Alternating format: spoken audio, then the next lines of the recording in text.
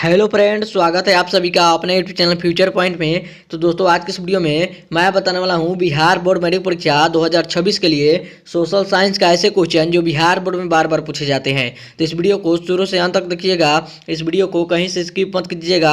और यदि दोस्तों अगर आप इस चैनल पर पहले बार आए हैं, चैनल को सब्सक्राइब कीजिएगा और वीडियो को लाइक जरूर कीजिएगा। तो चलिए स्टार्ट करते हैं आज का वीडियो। तो दोस्तों, यहाँ पे आपका पहला क्वेश्चन है, एक टन इस्पात बनाने में कितना मैग्नीज का उपयोग होता है? बताइए कमेंट करके कितना मैग्नीज का उपयोग होता है। तो याद रखिएगा 10 किलोग्राम मैग्नीज का उपयोग होता है। यहाँ पे आपका सी ऑप्शन राइट आंसर होगा। चलिए आगे बढ़ते हैं अगले प्रश्न को। तो दोस्तों, यहाँ पे आपका अगला प्रश्न है, निम्न में से कौन सा उद्योग कृषि पे आधारित नहीं है? आपसे क्वेश्चन पूछा जा रहा है, निम्न में से कौन सा उद्योग कृषि पे आधारित नहीं है? बताइए कमेंट करके कौन सा कृषि पे आधारित नहीं है। तो याद रखिएगा कौन सा नहीं है, तो ये सीमेंट नहीं है। उद्योग कृषि पे आधारित कौन सा नहीं है? तो सीमेंट नहीं है। यहाँ पे आपका बी ऑप्शन राइट आंसर होगा। याद रखिएगा सीमेंट। आगे बढ़ते हैं अगले प्रश्न को। तो दोस्तों, यहाँ पे आपका अगला प्रश्न है, राष्ट्रीय विकास परिषद का गठन कब हुआ? आपका क्वेश्चन है, राष्ट्रीय विकास परिषद का गठन कब हुआ? बताइए कमेंट करके कब हुआ। तो याद रखिएगा कब हुआ, तो यहाँ पे आपका 1952 में हुआ। यहाँ पे आपका सी ऑप्शन राइट आंसर होगा।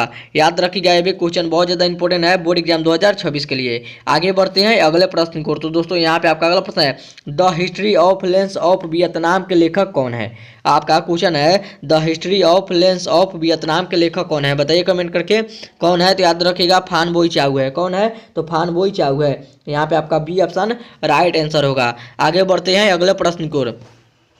तो दोस्तों, यहाँ पे आपका अगला प्रश्न है, भारत एक राष्ट्र है। आपका क्वेश्चन है, भारत एक राष्ट्र है। बताइए कमेंट करके भारत एक राष्ट्र है। तो याद रखिएगा विकासशील है। क्या है? तो विकासशील है। यहाँ पे आपका बी ऑप्शन राइट आंसर होगा। आपका क्वेश्चन है, भारत एक राष्ट्र है, तो याद रखिएगा विकासशील है। यहाँ पे आपका बी ऑप्शन राइट आंसर होगा। आगे बढ़ते हैं अगले प्रश्न को। तो दोस्तों, यहाँ पे आपका अगला प्रश्न है, प्लास्टिक मुद्रा का एक उदाहरण है। आपका क्वेश्चन है, प्लास्टिक मुद्रा का एक उदाहरण है। तो याद रखिएगा एटीएम कार्ड है। कौन है? तो एटीएम कार्ड है। यहाँ पे आपका सी ऑप्शन राइट आंसर होगा। आगे बढ़ते हैं अगले प्रश्न को। तो दोस्तों, यहाँ पे आपका अगला प्रश्न है, भारत में कहाँ महिलाओं के लिए आरक्षण की व्यवस्था की गई है? आपका क्वेश्चन है, भारत में कहाँ महिलाओं के लिए आरक्षण की व्यवस्था है? बताइए कमेंट करके कहाँ पे है। तो याद रखिएगा पंचायती राज संस्थाएं में है। कहाँ पे है? तो पंचायती राज संस्थाएं में है। यहाँ पे आपका डी ऑप्शन राइट आंसर होगा। आगे बढ़ते हैं अगले प्रश्न को। तो दोस्तों, यहाँ पे आपका अगला प्रश्न है, गांधी जी ने शराबमती आश्रम की स्थापना कब किए थे? आपका क्वेश्चन है, गांधी जी ने शराबमती आश्रम की स्थापना कब किए थे? बताइए कमेंट करके कब किए थे। तो याद रखिएगा 1916 ईस्वी में किए थे। कब किए थे? तो 1916 ईस्वी को किए थे। यहाँ पे आपका डी ऑप्शन राइट आंसर होगा। आगे बढ़ते हैं अगले प्रश्न को। तो दोस्तों, यहाँ पे आपका अगला प्रश्न है, भारत के केंद्रीय बैंक कौन सा है? आपका क्वेश्चन है, भारत के केंद्रीय बैंक कौन सा है? तो याद रखिएगा रिजर्व बैंक ऑफ इंडिया है। कौन है? तो रिजर्व बैंक ऑफ इंडिया है। यहाँ पे आपका ई ऑप्शन राइट आंसर होगा। आगे बढ़ते हैं अगले प्रश्न को। चलिए अगले प्रश्न को चलते हैं। तो दोस्तों, यहाँ पे आपका अगला प्रश्न है, सबसे अधिक पक्की सड़कों की लंबाई वाला राज्य कौन सा है? आपका क्वेश्चन है, सबसे अधिक पक्की सड़कों की लंबाई वाला राज्य कौन सा है? तो याद रखिएगा महाराष्ट्र है। कौन है? तो महाराष्ट्र है। यहाँ पे आपका बी ऑप्शन राइट आंसर होगा। आगे बढ़ते हैं अगले प्रश्न को। तो दोस्तों, यहाँ पे आपका अगला प्रश्न है, सूचना का अधिकार अधिनियम कानून कब लागू हुआ?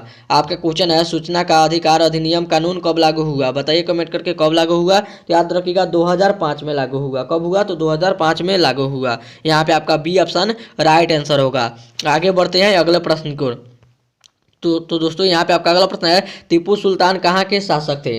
आपका क्वेश्चन है, टीपू सुल्तान कहाँ के शासक थे? तो याद रखिएगा मैसूर के शासक थे। कहाँ के शासक थे? तो मैसूर के शासक थे। यहाँ पे आपका ई ऑप्शन राइट आंसर होगा।